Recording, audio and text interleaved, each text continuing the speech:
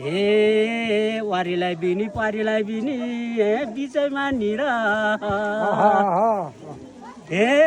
संसारमा एउटी केटी पाइन मनमा बिरह हे डढेको नाकमा चच्चा बुलाकी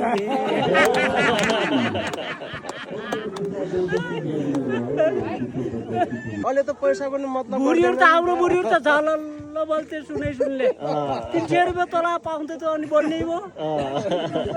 दिपी बोल्थे अहिले त यो तला किन्ने आउने घर खेत हुन्छ कहाँबाट किन्ने अहिलेको बुढीहरू हेरेर त खै सुन्ला आउँछन् गाह्रो छ हाम्रो जमाना त्यस्तो थियो नानी हजुर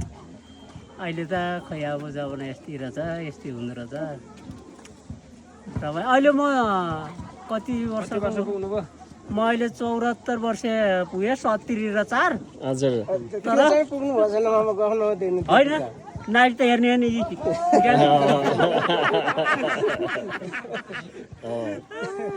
तर रङ लाग्छ कि अझै पनि दोहोरे केटीहरू पाउने त दोहोरे पनि गाउन सक्छु हजुर गीत पनि दोहोरी गाउनु पाए पनि सक्छु मैले केटीहरू पाउनु पर्यो होइन सरसाधारण होइन त्यो नाकमा ठुम्के भुला केन्ने कि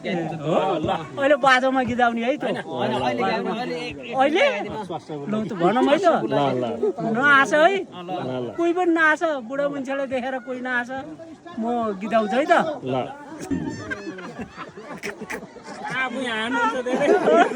दामी दामी आज एउटा आउँछ कि आउन र खै त्यही पनि सोध्दै गरौँ होइन हजुर हजुर जान्छ बुढो भइयो तर यस्तो त थुप्रो आउँथ्यो पहिला बाजु बजाउनु पर्छ र बल्ल ठिक हुन्छ के ए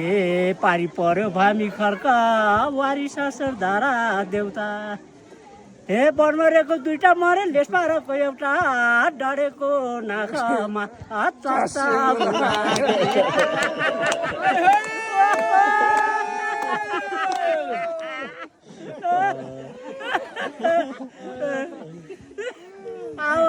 फेरि आज तिनवटा त पुर्याउँ होइन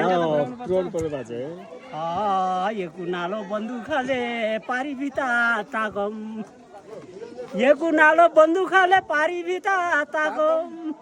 एउटी केटी पाइन मैले गाएर मलाई साकम ए डढेको नाकमा चच्चा बुलाकी